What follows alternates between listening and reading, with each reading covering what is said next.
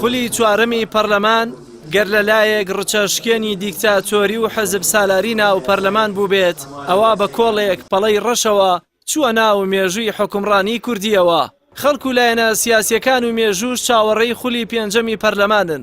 ئاخۆ چارەسەری قەیرانی دارایی و سیاسی و پینە و پەڕۆی 27 ساڵی حکومڕانی کوردی چۆن پێدەکرێت؟ ئەرچی پەرلەمانتاران لەم خولەدا قوڕستیش دەبێت لە خولەکانی تر، بە تایبەتی کە هەرێم لەو 4 ساڵی ڕابردوودا تووشی کۆمەڵە قەیرانی گەورە گەورە کراوە. چکۆم پێم وایە وێڕای لە ئەو ئەرکانی کە سەرچین لە پەرلەمان و پەرلەمانتار کە بریتە لە یاسادانان چاودێریکردنی دەسەڵاتی جێبەجێکردن و پەسەندکردنی بودجە و شەفافکردنی داهاتی هەرێمی کوردستان، ئەم پێم وایە ئەرکێکی تریش سەرەکی ئەوەیە کە هەڵگیری معانات و ئێشوژانی خەڵک بن. بەمانەی ئەوە ناکە ئەگەر هەژارێکیان لە شوێنێک بینی سەردانی بکەن، بەمانەی ئەوە کە دەتوان چی بۆ هەژارانی ئەم وڵاتە بکەن لە دەرکردنی یاسا، لە پرۆژە یاسا و لە ناچارکردنی دەسەڵاتی جێبەجێکردن بە پێشکەشکردنی خزمەتگوزاریەکە بۆ خەڵک و هاوڵاتی هەرێمی کوردستان.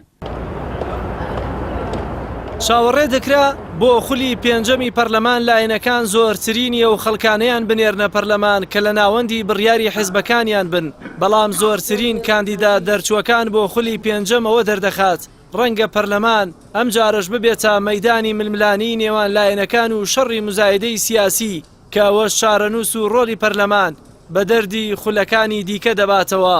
چاودێرانی سیاسیش دەڵێن پێویستە هێزەکانی دیکە ڕێگە نەدەن، پەرلەمان ببێتەوە بە پەرلەمانە دەستەمۆکەی دوو حزبی دەسەڵات و دەبێت چاودێرێکی وردی حکوومەت بن و یاساکانیشیان یاسای چاکسازی ئابووری و کۆمەڵایەتی و سیاسی بن. ئەم هێزانە پێویستیان بەوە هەیە پەرلەمانی کوردستان ڕێگە نەدەن ببێتەوە بە پەرلەمانە دەستەمۆکەی 1992 بەدواوە، بەڵکو ببێتە پەرلەمانێک لە یاساکانی